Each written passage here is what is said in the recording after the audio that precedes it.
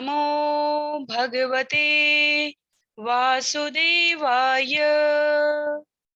ओम नमो भगवते वासुदेवाय।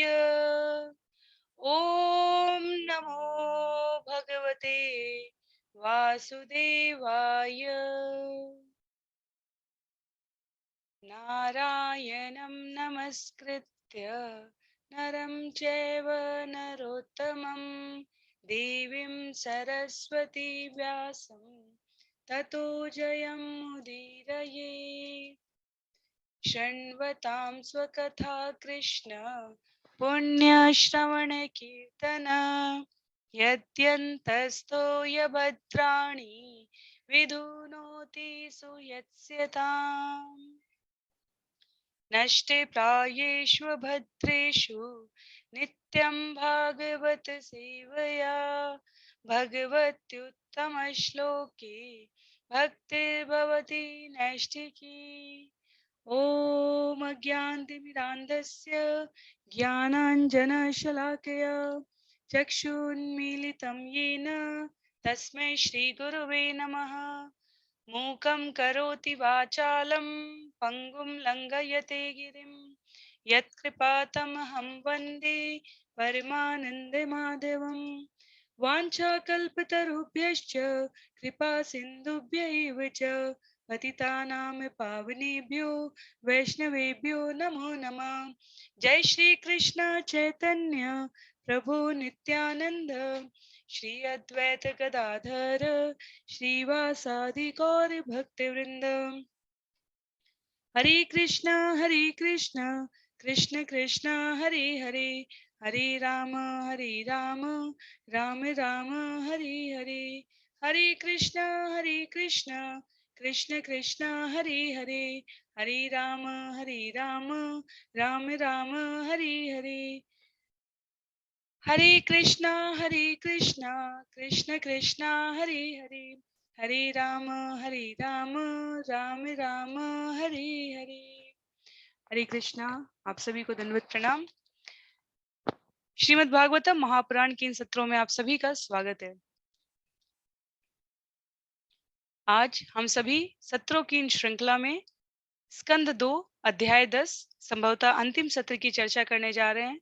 श्रवण और पठन करने के इस अनुक्रम में आज 112वें सत्र में जो स्कंद 2 का हमारा अंतिम सत्र होगा, इस विषय को हम आगे बढ़ाते हैं।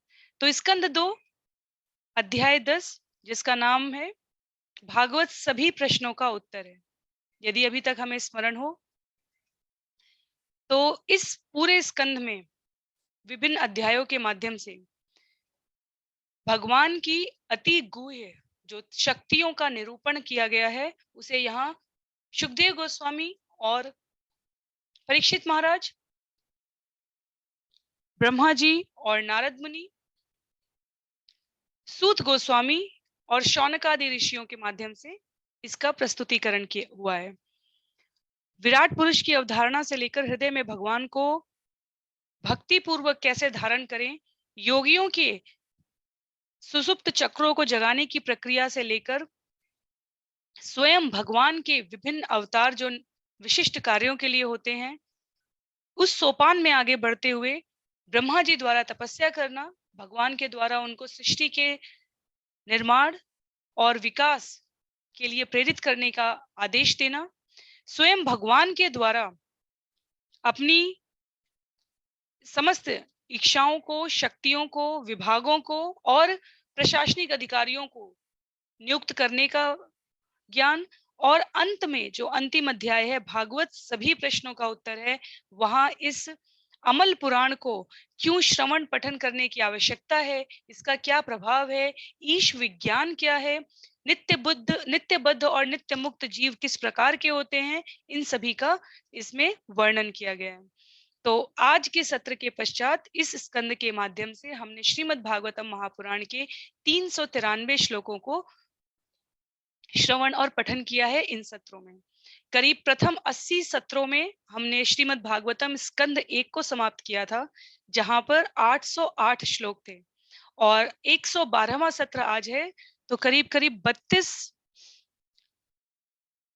सत्रों के द्वारा हमने इन 10 अध्यायों के माध्यम से स्कंद 2 को पढ़ने का, समझने का, श्रील प्रभुपाद के सुंदर दिव्य तात्पर्यों के मार्गदर्शन में प्रयास किया है। तो इस प्रकार श्रीमद् भागवतम से पढ़े गए श्लोकों की संख्या आज के सत्र के पश्चात 808 और 393,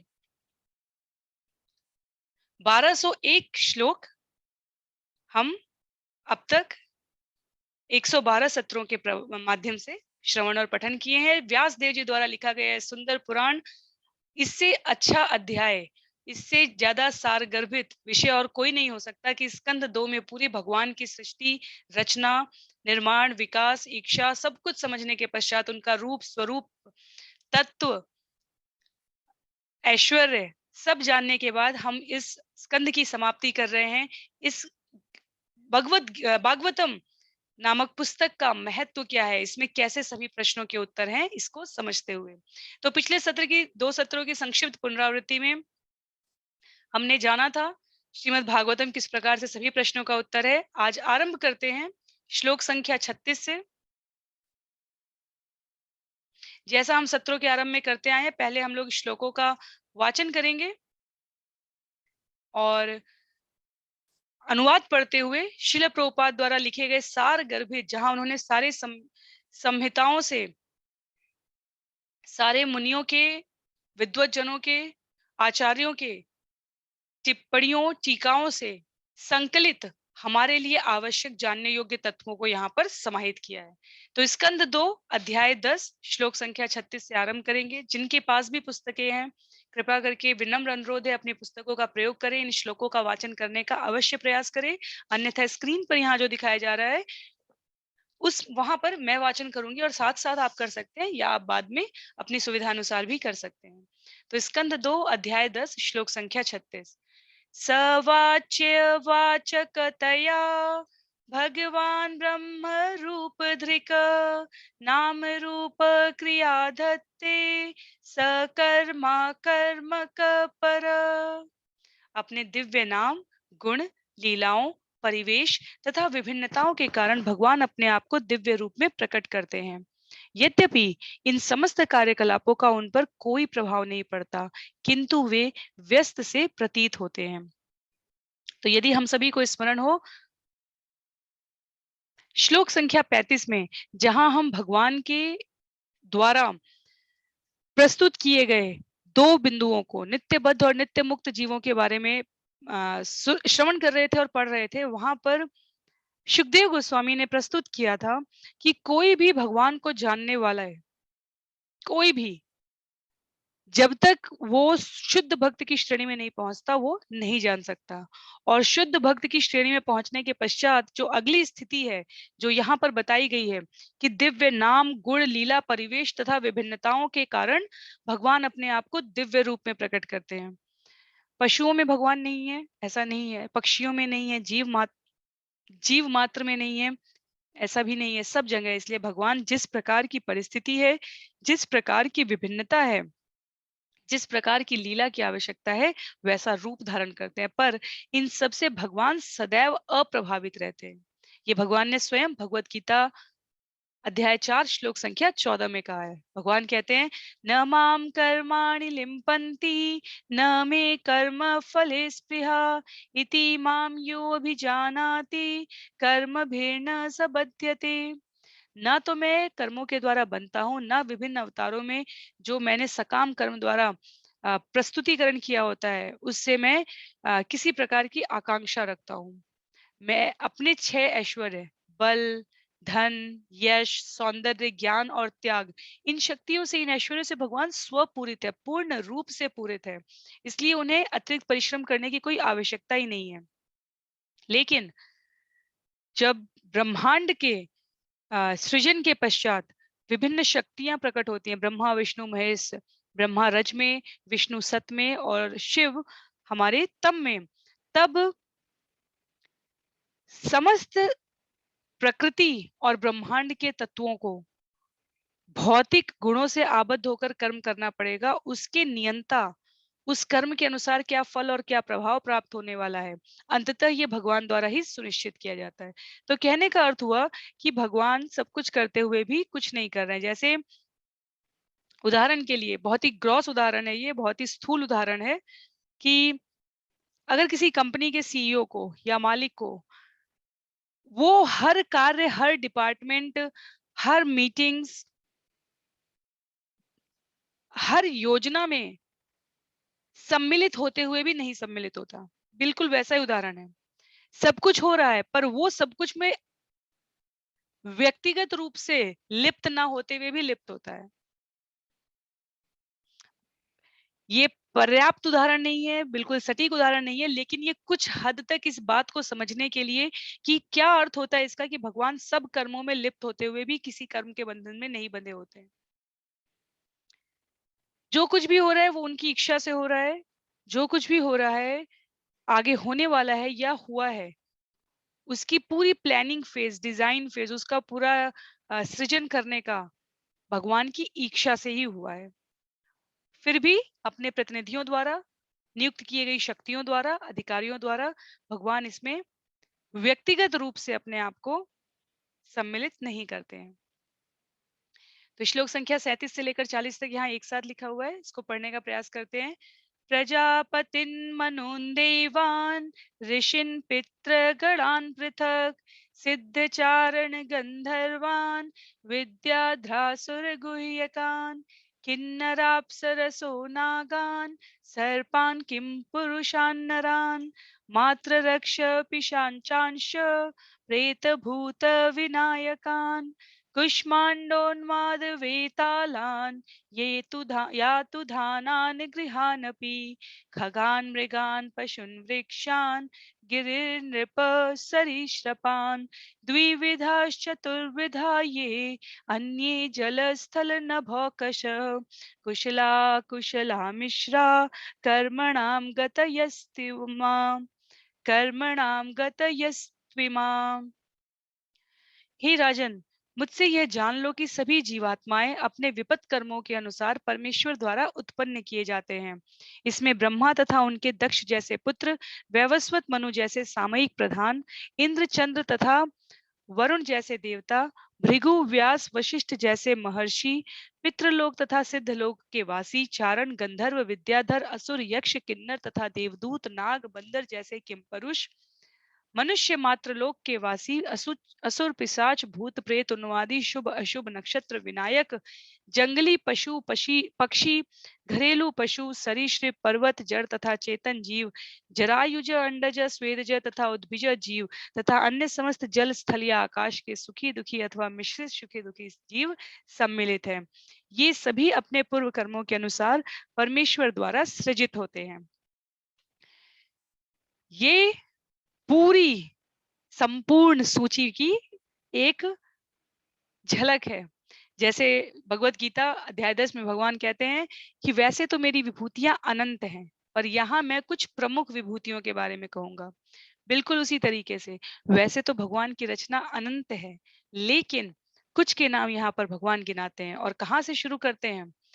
ब्रह्मा से आरंभ करते हुए सरीसृप, पर्वत, जड़, चेतन, जीव, जरायुज, अंडज, स्वेदज, उद्भिद, जो कुछ भी जहां तक भी सोचा जा सकता है वहां तक भगवान द्वारा सृजित किए गए। इसलिए हमने कहा कि जब एक कंपनी का मालिक है, उसके कई सारे सेंटर्स होते हैं, हो सकते हैं, कई सारे केंद्र हो सकते हैं, राष्ट्रीय हो सकते हैं, अंतरराष्ट्रीय हो सकते हैं।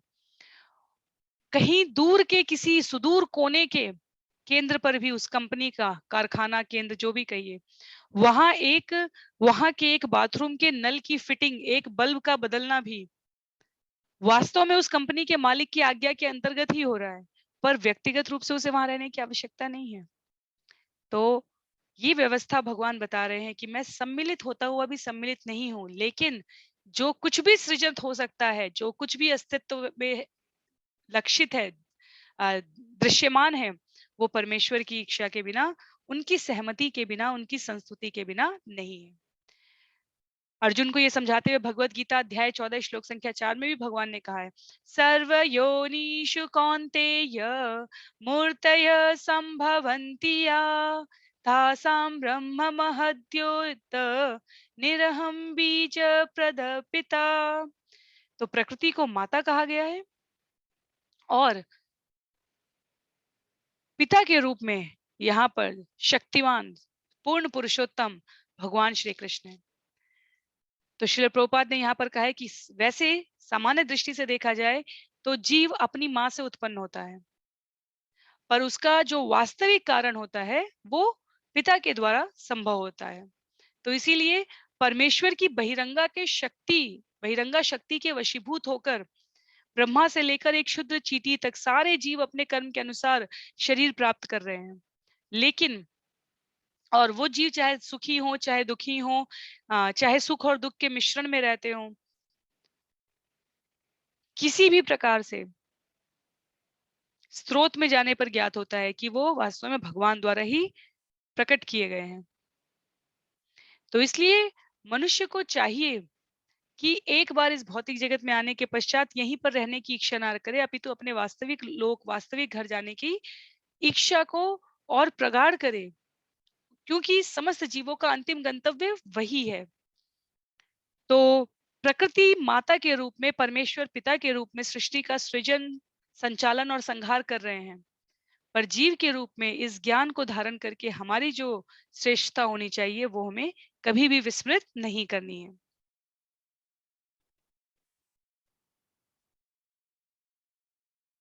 श्लोक संख्या 41 में सत्वं रजस्तम इति त्रिस्रसुर नृनारका तत्राप्येकैकशो राजन् भिन्द्यन्ते गतयस्त्रिधा यदैकैकतरोऽन्या यदैकैकतरोऽन्याभ्यां स्वभाव उपहन्यते। प्रकृति के विभिन्न गुण सतोगुण, रजोगुण तथा तमोगुण के अनुसार विभिन्न प्रकार के प्राणी होते हैं जो देवता, मनुष्य तथा नारकीय जीव कहलाते हैं। ही राजन, यही नहीं, जब कोई एक गुण अन्य दो गुणों से मिलता है तो वह तीन में विभक्त हो जाता है, और इस प्रकार प्रत्येक प्राणी अन्य गुणों से प्रभावित होता है और उसकी आदतों को अर्जित कर लेता है। हम जब भगवत गीता में इन गुणों के बारे में पढ़ते हैं, अध्याय 13 अध्याय 14 में, दोनों में, तो कई बार श्रोताओं का प्रश्न होता था कि कैसे विचार करें कि हम रज में है, सत में है या तम है। तो उसका उत्तर यहाँ पर है, जब एक प्रकार का गुण अन्य दो से मिलता है तो वो तीन में विभक्त हो जाता है। इसीलिए हमारे दिन प्रतिदिन के व्यवहार में, आचार में, हमारे स्वभाव में हमें कभी हमें लगेगा कि हम सतोगुणी हैं, कभी हमें लगेगा कि रजोगुणी हैं, कभी हमें लगता है कि हम तमोगुणी हैं। इसका अर्थ क्या होता है कि जब हम प्रकृति के संसर्ग में रह रहे हैं तो हम अन्य गुणों से प्रभावित हो रहे हैं और उस आदत को अर्जित कर ले रहे हैं, और जैसी हम आदत अर्जित कर रहे हैं वैसा हम व्यवहार कर रहे हैं, और जैसा हम व्यवहार कर रहे हैं वैसी हमारे जीवन के प्रारब्ध की गति बनती जा रही है। तो इसीलिए सत वाला हमेशा सत में रहेगा, आवश्यक नहीं है। रज वाला हमेशा रज में रहेगा, आवश्यक नहीं है। तम वाला हमेशा तम में रहेगा, ये भी आवश्यक नहीं है। आवश्यक तत्व यहाँ पर ये समझना है कि जितना ज्यादा हम इन गुणों के संसर्ग में प्रभावित होकर कार्य करेंगे, उतना हम अपने आप को इस जगत में बांधते चले जाएंगे। अतः क्योंकि जैसा हम संग कर रहे हैं वैसी हमारी आदतें अर्जित हो रही हैं, और जैसी हमारी आदतें अर्जित होती जा रही है वैसी हमारी इच्छाएं होंगी, जैसी हमारी इच्छाएं होंगी वैसा हमें शरीर प्राप्त होगा, और जैसा हमें शरीर प्राप्त होगा वैसा हम कर्म करने के बाध्य हो जाएंगे, जब तक कि हम कर्म के फल को स्वयं लेना चाहते हैं। तो ये पूरी एक श्रृंखला है, जहां हमने शुरुआत में जो करेक्शन करना है हमें वो टॉप पर करना है। तो टॉप टू बॉटम जिसे हम पिरामिड कहते हैं, अर्थात ऊर्ध्व गति से अधोगति की तरफ, नीचे की तरफ आने को, वहां से ये संचालित और सुव्यवस्थित रूप से पालन में प्रयोग किया जाता है। तत्पश्चात श्लोक संख्या 42 में स एवेदं जगद्धाता भगवान धर्म रूप धृक् पुष्णाति स्थापयन् विश्वं तिर्यं नर सुरादिभिः। वे भगवान ब्रह्मांड में सबके पालक रूप में सृष्टि की स्थापना करके विभिन्न अवतारों में प्रकट होते हैं और मनुष्यों, अमानवों तथा देवताओं में से समस्त बद्ध जीवों का उद्धार करते हैं। तो कौन है वो? भगवान जो ब्रह्मांड के प्रत्येक प्राणी मात्र में है, गुणों के प्रकृति के संसर्ग से मुक्त रहते हुए भी उसमें वहां हमें उपस्थित दिखते हैं। वो विभिन्न अवतारों में प्रकट होते हैं और सभी बद्ध जीवों का उद्धार करते हैं, सभी। तो या तो कैसे उद्धार करते हैं? जो भगवान से शत्रुता रखते हैं, द्वेष रखते हैं, वैमनस्य रखते हैं, उनका संहार करते हैं। जो उनके लिए पूजा श्रद्धा भाव रखते हैं, उनके साथ लीला का आदान प्रदान करते हैं। और जो ना एकदम वैमनस्य रखते हैं, ना एकदम भक्ति योग में बीच में होते हैं, उनके लिए भगवान ये दोनों प्रकार के जो उपक्रम करते हैं, संहार का भी और लीला का भी, उसकी कथा कहानियां प्रस्तुत की जाती हैं, जिससे कि जीव की सोई हुई चेतना जगे, जो बीच में रह गए, ना एकदम इधर में ना एकदम इधर में, वो अपने आप को इस भक्ति के मार्ग पर अग्रसरित कर सके। तो इस प्रकार से भगवान कहीं भी ना होते हुए भी हर जगह उपस्थित रहेंगे और हर जगह उपस्थित रहते हुए उनके प्राणी मात्र के सुहृदय सुहितैषी बने रहेंगे। तत्पश्चात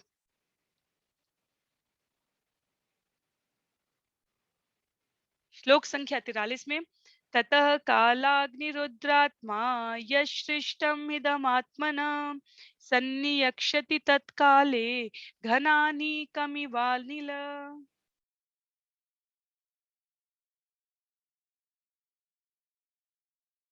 तत्पश्चात युग के अंत में भगवान स्वयं संहार करता रुद्र रूप में संपूर्ण सृष्टि का उसी तरह संहार करेंगे जिस प्रकार वायु बादलों को हटा देती है।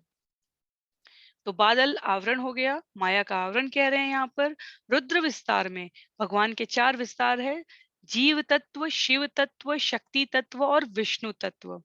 तो शिव तत्व में भगवान तमोगुण के अधिकारी के रूप में स्वयं को प्रस्तुत करते हैं महादेव की तरह। इसीलिए कहा गया है कि जगन्नाथ और विश्वनाथ में पता नहीं है कि कौन किसका नाथ है। वास्तव में एक ही रूप के ये सब अलग-अलग विस्तार रूप हैं, स्वरूप हैं। तो हमें जीव इस बात को सोचता है कि शैव बड़ा है कि वैष्णव बड़ा है। भगवान की अपनी वास्तविक सत्ता के इतर जो भी है, वो सब कुछ वास्तव में भगवान के चरणानुगामी हैं। वो दासानुदास बन के व्यवहार कर रहे हैं। जीव अपने पृथक व्यवहार, पृथक मानसिकता की वजह से स्वयं को इन सबसे अलग समझकर स्वतंत्रता से जीने का प्रयास करता है। तो लेकिन अंत में होता क्या है, जैसे वायु बादलों को हटा देती है, वैसे ही रुद्र रूप में भगवान सृष्टि का संहार उसी उसी प्रकार से कर देते हैं। तत्पश्चात श्लोक संख्या 44।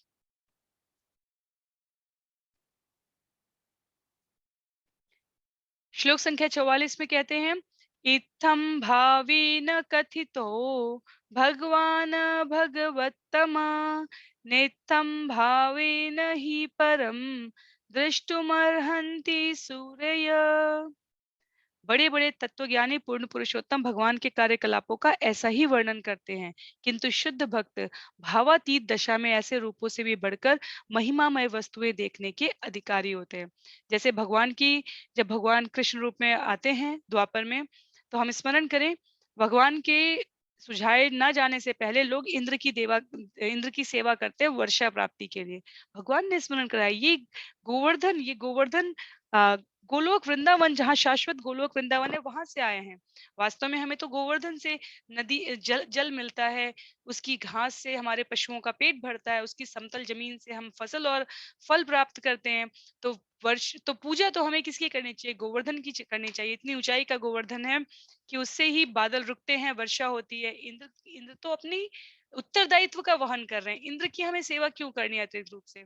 तो भगवान जब अवतार लेते हैं, भगवान जब स्वयं को प्रकट होते हैं, तब भगवान के कार्यकलाप ऐसे ही होते हैं कि जो शुद्ध भक्त हैं, यहाँ लिखा था शुद्ध भक्त भावातीत दशा में जो भगवान की दिव्य लीलाएं हैं उसे समझने के, सुनने के, देखने के अधिकारी होते हैं।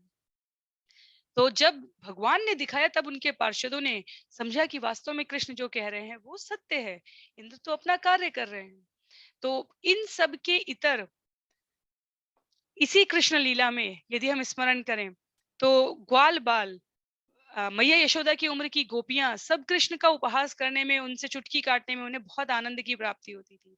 तो ये भावातीत शुद्ध भक्त के प्रति अभिव्यक्ति है। क्योंकि विचार करके देखिए कि कृष्ण से कभी किसी व्रजवासी ने कोई भौतिक वस्तु नहीं मांगी है। पूरी जितने भी हमारे रचनाकार हुए हैं, कवि हुए हैं, साहित्यकार हुए हैं, किसी ने कभी कहीं एक वस्तु ऐसी नहीं देखी जहां कहा गया हो कि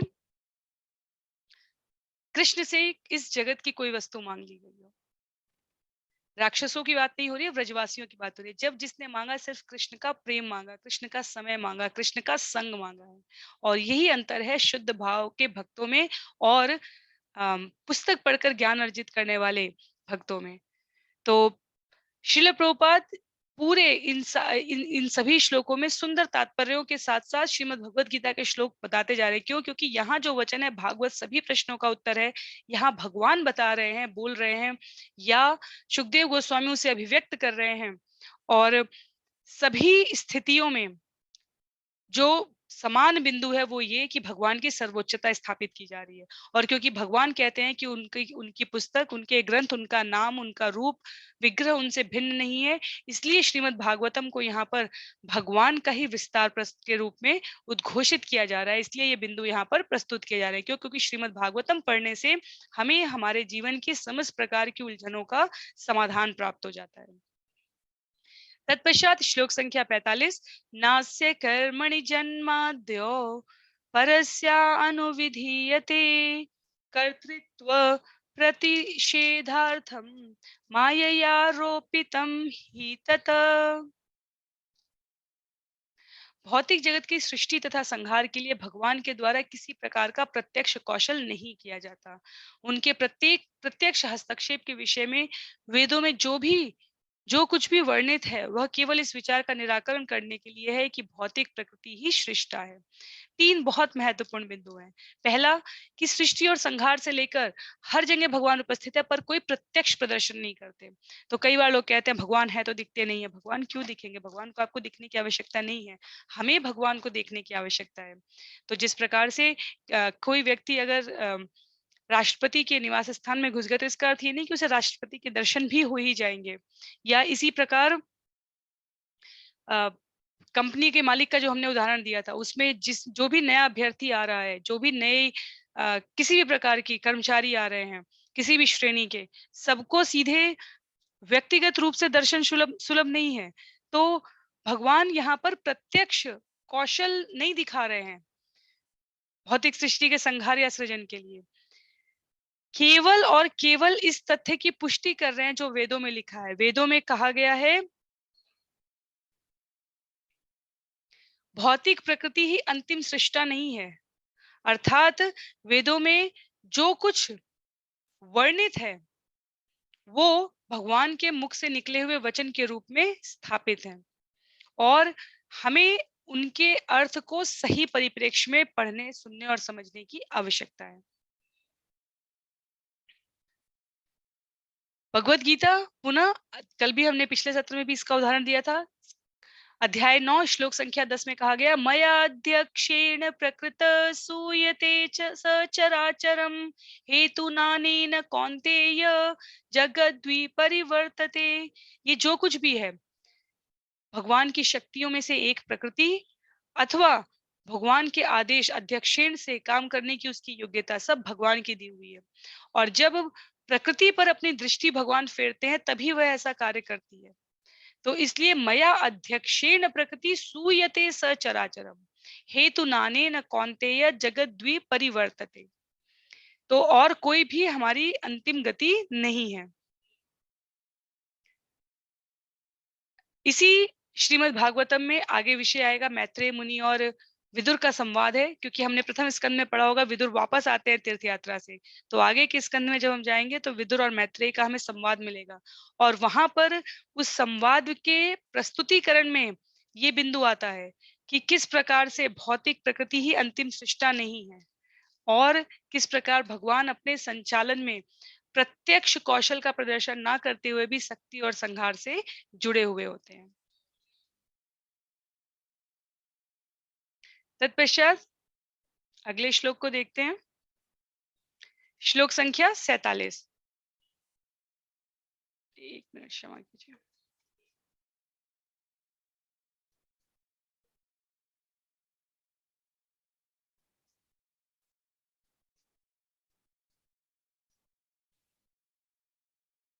क्षमा कीजिए, श्लोक संख्या 46 है यहाँ पर, 47 नहीं है अभी, 47 इसके बाद आएगा। अयं तु ब्रह्मण कल्प सविकल्प उदाह्यत विधि साधारणो यत्र सर्गा प्राकृत वैकृता। यहाँ पर सारांश रूप में वर्णित सृष्टि तथा संहार का यह प्रक्रम ब्रह्मा के एक दिन के लिए विधि विधान स्वरूप है। यही महत सृष्टि का भी नियामक विधान है जिसमें प्रकृति विसर्जित हो जाती है। तो सृष्टि है जो हमारी ये शिला प्रभुपाद यहाँ स्पष्ट रूप से कहते हैं कि सृष्टि जो है 3 प्रकार की है। एक महाकल्प है, एक विकल्प है और एक कल्प है। तो जो सबसे छोटी इकाई है जिसे कहा जा रहा है वो कल्प है, उसके पश्चात विकल्प आता है और उसके पश्चात महाकल्प आता है। तो शिला प्रभुपाद ने इस तात्पर्य में सृष्टि के इन 3 प्रकार के बारे में विस्तार से बताया है। उन्होंने कहा है कि जो महाकल्प है वो महत तत्व तथा 16 प्रकार के सृजक तत्वों द्वारा साधनों की समस्त शक्तियों सहित कारणोदक्षाई विष्णु के रूप में प्रथम पुरुष अवतार धारण करने के समय होता है। हम क्या कह रहे हैं? सृष्टि के 3 प्रकार हैं, महाकल्प, विकल्प और कल्प। जो महाकल्प है, महाकल्प कब आ रहा है? जो हमने महाविष्णु 16 तत्व की बात की थी, 5 ज्ञानेंद्रिय, 5 कर्मेंद्रिय, 5 तन्मात्राएं और 1 मन। जब सृजक समस्त तत्वों के साधनों के साथ भगवान महातत्व में कारणोदक्षाई विष्णु के रूप में प्रथम पुरुष अवतार लेते हैं, उस समय जो भगवान के द्वारा सृष्टि की जाती है, कारणोदक्षाई विष्णु के रूप में जो सृष्टि की जा रही है, वो महाकल्प है। ब्रह्मा जी की सृष्टि जो ब्रह्मा जी बना रहे हैं, भौतिक अवयवों का विसर्जन हो रहा है, वो विकल्प है। और ब्रह्मा के जीवन के प्रत्येक दिन की सृष्टि कल्प कहलाती है। बहुत ही सुंदर सा सरल सा विषय हमें समझ लेना है। ब्रह्मा का प्रत्येक दिन वास्तव में एक कल्प है। ब्रह्मा सहित जो ब्रह्मा की सृष्टि ब्रह्मा जी जो बना रहे हैं, अर्थात ब्रह्मा जी के कितने, ब्रह्मा जी के भी 100 वर्ष हैं, देवताओं के भी 100 वर्ष है, मनुष्यों के भी कहने के लिए 100 वर्ष है, पर उनकी समयावधि अलग अलग है। तो ब्रह्मा के एक दिन को एक कल्प कहा गया है। और जब ब्रह्मा जी सृष्टि बना रहे हैं, ब्रह्मा जी जिस सृष्टि के भाग हैं एक ब्रह्मांड की, उसको विकल्प कहा गया। और जो कारणोदक्षाई विष्णु के रूप में भगवान द्वारा दी गई की गई सृष्टि है, उसे महाकल्प कहा गया है। भगवत गीता श्लोक संख्या 17 अध्याय 8 का उद्धरण देते हुए श्रील प्रभुपाद कहते हैं, सहस्र युग पर्यंतम अर्हद्व ब्रह्मणो विदु रात्रिम युग सहस्रांताम ते यहो रात्र विदो जना। उच्चतर लोगों का एक दिन तथा एक रात्रि पृथ्वी के एक पूरे वर्ष के तुल्य होते हैं। इसको आज के विज्ञानी भी मानते हैं कि अंतरिक्ष यात्रियों की द्वारा पुष्टि किए जाने पर कि अलग लोकों में अलग अलग आयु होती है।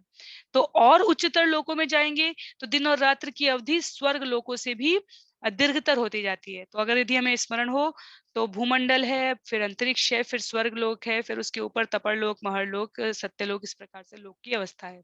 तो कहा जा रहा है कि धरती से ऊपर के लोकों में, जैसे अगर स्वर्ग लोक की बात की जाए तो वहां का एक दिन धरती के पूरे वर्ष के बराबर होगा, इस प्रकार का अंतर होता है। और जब ब्रह्मा के जाते जाते ब्रह्मा के स्तर की बात करेंगे तो दिन रात की अवधि में स्वर्ग लोकों से भी दीर्घतर अंतर स्थापित हो जाता है। तो अब ये जो 4 युग बनाए जा रहे हैं, ये हम लोग यहाँ पे सृष्टि के प्रकार समझ रहे हैं, कल्प, विकल्प और महाकल्प। कारणोदक्षाई विष्णु 16 तत्वों के साथ, बहिरंगा शक्ति के साथ जो पूरी पहली बार सृष्टि का निर्माण कर रहे हैं, वो महाकल्प है। तत्पश्चात जो ब्रह्मा जी हैं, एक रचना के अंतर्गत वो उनका विकल्प है।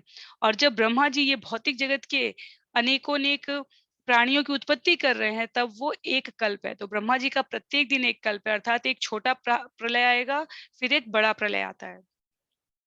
और ये क्रम इसी प्रकार महाकल्प, विकल्प और कल्प का ये नियमित क्रम चलता रहा जाएगा।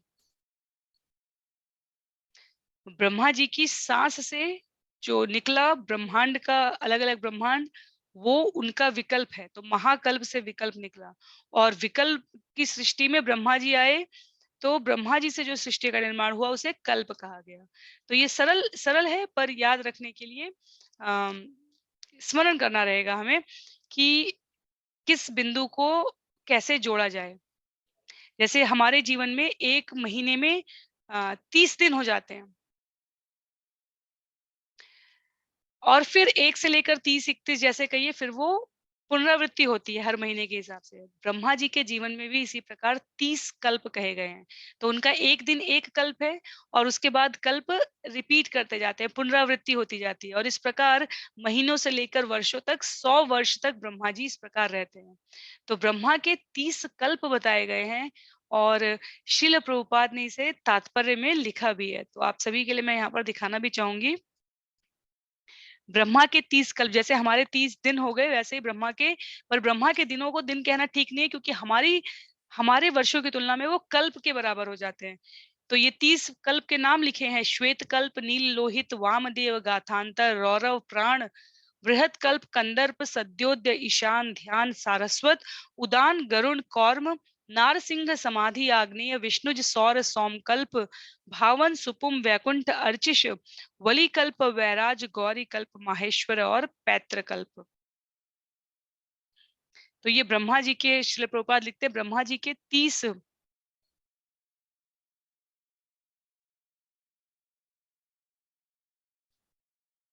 ब्रह्मा जी के ये 30 दिन, उनके 30 कल्प हैं, 30 दिन हैं हमारे लिए, उनके लिए। और ये प्रत्येक महीने के तरह, वर्षों की तरह, जैसे हमारे लिए हर बार जनवरी, हर बार फरवरी, हर बार मार्च आ रही है, या चैत, वैशाख, ज्येष्ठ, आषाढ़, श्रावण, भादो, कुआर, कार्तिक, अघन, पूस, माघ, फागुन, ये 12 महीने आ रहे हैं। वैसे उनके ये 30 गुणे 12 गुणे 100 चलेंगे। तो प्रत्येक दिन का एक नाम हो गया, प्रत्येक तो ये 30 मिला के 1 महीना हो गया, वो महीने रिपीट होते गए तो 1 वर्ष बन गया, वो वर्ष रिपीट होते रहे तो 100 वर्ष बन गया। तो हम समझ सकते हैं कि केवल कल्पों में ही कितनी सृष्टियाँ बन गई होंगी, एक-एक कल्प में। एक-एक कल्प में कितनी सृष्टियाँ बन गई होंगी। उसके बाद विकल्प होते हैं, जिनकी उत्पत्ति महाविष्णु की श्वास से होती है। तो ये सब जब हम विस्तार से समझ लें तो अंत में हम क्या समझेंगे कि वास्तव में इन सब के पूर्ण कारण कौन हो सकते हैं? सिर्फ पूर्ण पुरुषोत्तम भगवान श्री कृष्ण हो सकते हैं। इनके अतिरिक्त सारी सृष्टियों का और अन्य कोई स्वामी नहीं है जो इसको इस प्रकार से संचालित कर सके।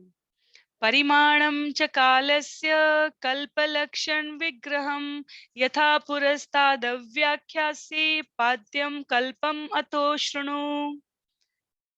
हे राजन, आगे चलकर मैं काल के स्थूल तथा सूक्ष्म रूपों की माप का उनके विशिष्ट लक्षणों सहित वर्णन करूंगा, किंतु इस समय मैं तुम्हें पाद्य कल्प के विषय में बताना चाहता हूँ। अगर हम यहाँ देखें तो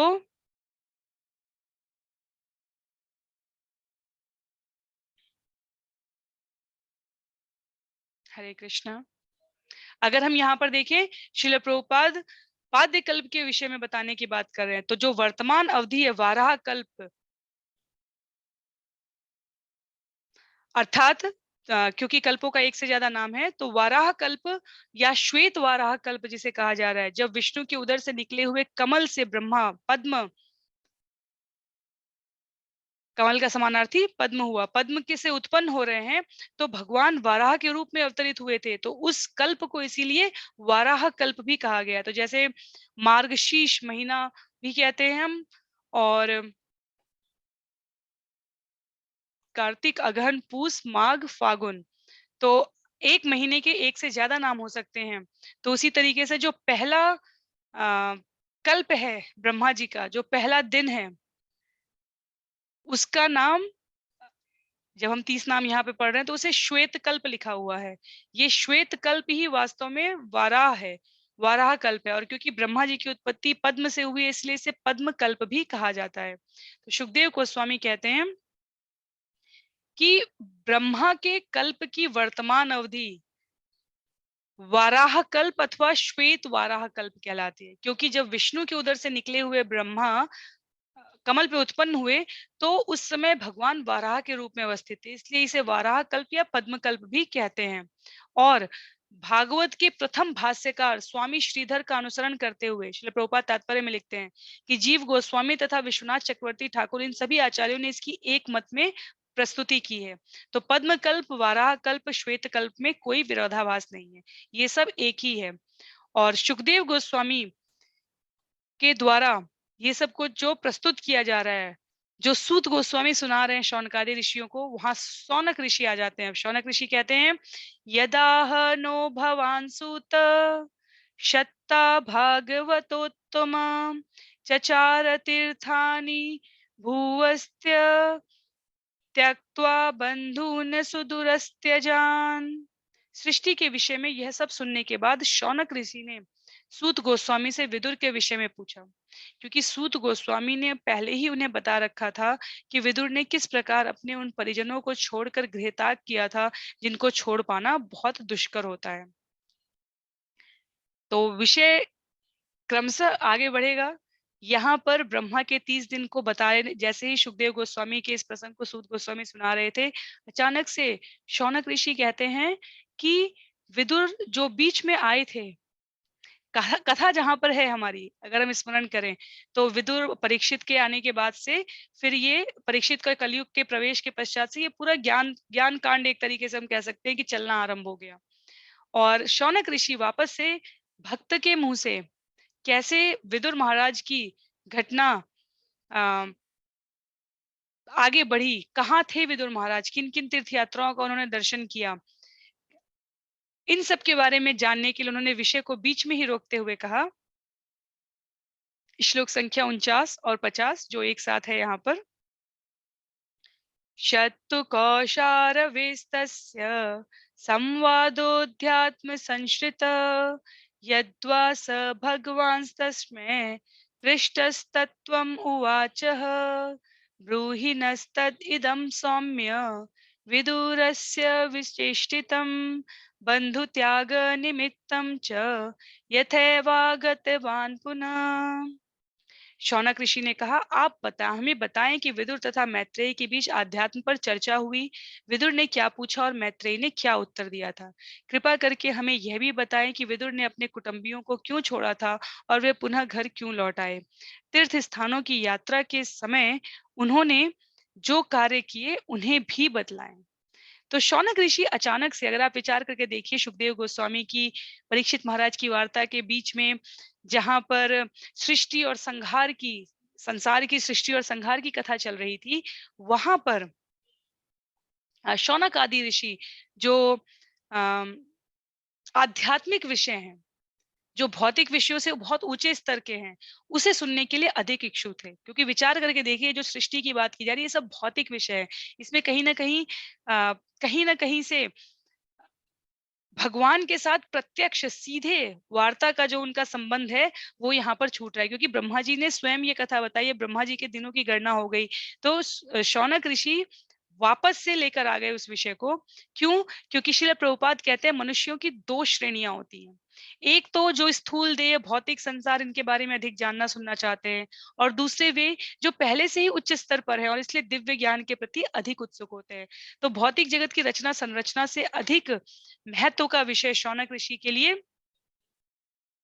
वहां उपस्थित अन्य ऋषियों के लिए क्या था? भागवत के बारे में सुनने का, कि किस प्रकार से जब भक्त की चर्चा शुरू होगी तो भागवत अपने आप आ जाएगी। तो भागवत में इन सब का उत्तर है, ये यहाँ पर पुष्टि रूप में प्रस्तुत किया गया है। आगे की वार्ताओं में इसे बताया जाएगा कि चाहे हम आध्यात्मिकता की बात करना चाहे, चाहे भौतिक विषयों की बात करना चाहे, अलग अलग प्रकरणों, अलग अलग स्कंधों, अलग अलग वर्गीकरण के द्वारा हमें ये प्राप्त होता ही जाएगा। जैसे उदाहरण ले लेते हैं, अगर हम किसी बगीचे को देखें जहां पे सुंदर पुष्प खिले हुए हैं, तो जो भौतिक विकास में ज्यादा रुचि रखने वाले लोग होंगे, उनका ध्यान उस कोई भी फूल, जैसे गुलाब का फूल हो गया, गेंदे का फूल हो गया, उस खिले हुए फूल की तरफ जाएगा। और जो अधिक आध्यात्मिक रुचि रखने वाले लोग हैं, उनका ध्यान इस पर जाएगा कि इसकी व्यवस्था कौन कर रहा है, किस प्रकार से ये, ताकि उसे इसी व्यवस्था के तारतम्य के पीछे के सृष्टा के बारे में पता चल सके। तो शौनक ऋषि ने समझा कि ठीक है, ये सृष्टि इस प्रकार से व्यवस्थित है, इस प्रकार से इसका निर्माण और संहार हो रहा है। मेरी रुचि ज्यादा जानने में ये रहेगी, मेरी और समस्त ऋषि वृंद की, कि ये जो जिन्होंने ये पूरी रचना की है, उनके साथ पुनः किस प्रकार से हम जुड़ सके, कथा को किस तरीके से ऐसे मोड़ा जाए कि हमें वास्तव में उनसे जुड़ने का, उनसे एकाकार होने का अनुभव प्राप्त हो। तो क्योंकि श्रील प्रभुपाद अंत में कहते हैं, क्योंकि नैमिषारण्य के ऋषि जो है वो भौतिकतावादी या झूठे आध्यात्मवादियों से ऊपर थे, तो वे दिव्य विषयों की वास्तविक सत्यता जानने के लिए अधिक उत्सुक थे, बजाय कि जो सर्वव्यापी चेतना सर्वत्र व्याप्त है उसको अभिव्यक्त करती हुई ये जो सृष्टि है उसके बारे में बहुत गहराई तक जाने की अपेक्षा। तो वो वास्तव में किसके लिए ज्यादा अपेक्षा थे? वो भौतिकतावादियों की तरह नहीं, अपितु परमेश्वर की सर्वव्यापकता को स्वीकार करते हुए वो अधिक इच्छुक थे अपने आप को भगवान से और उनकी लीलाओं से संबद्ध करने में। इसीलिए श्लोक संख्या 51 में जो इस अध्याय का अंतिम श्लोक है, सूत गोस्वामी कहते हैं, सूत उवाच राजा परीक्षिता पृष्टो यदवोचन् महामुनि तद्वो अभिधास्ये शृणोत् राज्ञ प्रश्नानुसारत। श्री सूत गोस्वामी ने बताया, अब मैं तुम्हें वे सारे विषय बतलाऊंगा जिन्हें राजा परीक्षित द्वारा पूछे जाने पर महामुनि ने उनसे कहा था, कृपया उन्हें ध्यानपूर्वक सुनो। तो किसी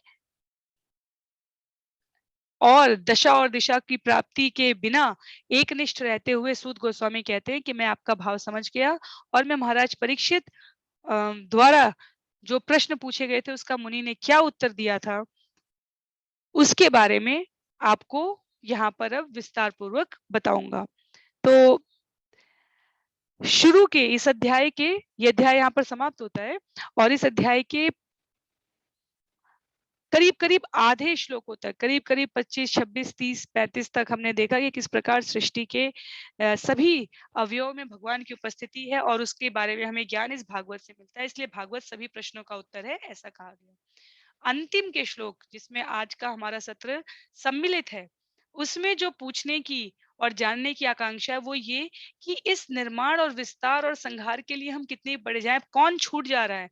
फूल को तोड़कर बगीचे से निकल जाने में वो बगीचे का जो माली है जिसने पूरी व्यवस्था स्थापित की है उससे संपर्क करना छूट जा रहा है। तो उन्होंने कहा कि हम वापस उन विषयों पर जाना चाहेंगे जहां हमें भगवान के बारे में प्रत्यक्ष रूप से सुनने को मिले। क्यों? क्योंकि भौतिक जगत में तो भगवान मालिक, जैसे कंपनी का मालिक है, किसी रोजगार का, किसी कारखाने का, इंडस्ट्री का, तो अगर हम उसके एक एक केंद्र को घूमते रहेंगे तो हम मालिक से संभवतः नहीं मिल पाए। लेकिन हम क्या कह रहे हैं, हम सिर्फ मालिक से मिलना चाहते हैं, इसलिए हमें ये अलग अलग केंद्र, अलग अलग भूमि, अलग अलग ब्रह्मांड के बारे में जानकारी छोड़ के सीधे मूल केंद्र पर आना पड़ेगा। तो इसलिए यहाँ पर शौनक ऋषि का ये प्रश्न पूछना महत्व का है। क्यों? क्योंकि ये हमें हमारी वास्तविक स्थिति, हमारे पास समय सीमित है, इसका परिचय प्रदान करते हुए क्या आवश्यक बिंदु है उस पर फोकस होने के लिए हमें प्रेरित कर रहा है। तो सत्र को यहीं पर समाप्त करते हैं। अगले सत्र से हम इस स्कंध 2 की पुनरावृत्ति करेंगे। तो 2 सत्रों को हम लोग प्रयोग करेंगे इन 10 अध्यायों को समझने के लिए पुनः पुनरावृत्ति के रूप में। तो ये पुनरावृत्ति संक्षिप्त होगी। तो अगले 2 सत्रों में प्रथम 5 अध्याय, फिर प्रथम 5 अध्याय, इस प्रकार से हम इसकी पुनरावृत्ति करके उसके पश्चात स्कंद 3 को आरंभ करेंगे। तो आज के लिए ये पठन और श्रवण का कार्यक्रम यहीं समाप्त करते हैं। सभी से अनुरोध रहेगा अपनी पुस्तकों में जाकर इन सुंदर तात्पर्यों को जब हम पढ़ें, क्योंकि सुनना ठीक है, लेकिन हम कई प्रकार के अवगुणों से भरे हुए, एक कान से सुनकर दूसरे से निकल भी सकता है, पर जब हम उस पर प्रयास पूर्वक व्यवहार में लाने के लिए अपने को प्रतिबद्ध करेंगे तब हमें वास्तविक परिवर्तन दिखाई देने लग जाता है। श्रवण श्रवण मस्तिष्क से और हृदय से कनेक्टेड होना चाहिए कान, कि जो सुन रहे हैं उसको प्रोसेस कर सकें, उस पर हम अपने अपना विश्लेषण कर सकें। और इसके लिए आपको पुस्तकों की आवश्यकता होगी, इसलिए आप निश्चित रूप से श्रील प्रभुपाद द्वारा लिखित श्रीमद् भागवतम महापुराण की इन पुस्तकों का संकलन अपने पास क्रमशः या एक साथ में इकट्ठा कर लें। करीब करीब 1200 श्लोक हम समाप्त कर चुके हैं। तो स्कंध 3 पुनरावृत्ति के पश्चात स्कंद 2 की पुनरावृत्ति के पश्चात स्कंद 3 हम आगे आने वाले सत्रों में आरंभ करेंगे। श्रील प्रभुपाद की जय, श्रील गुरुदेव की जय, अनंत कोटि वैष्णव वृंद की जय। हरे कृष्णा।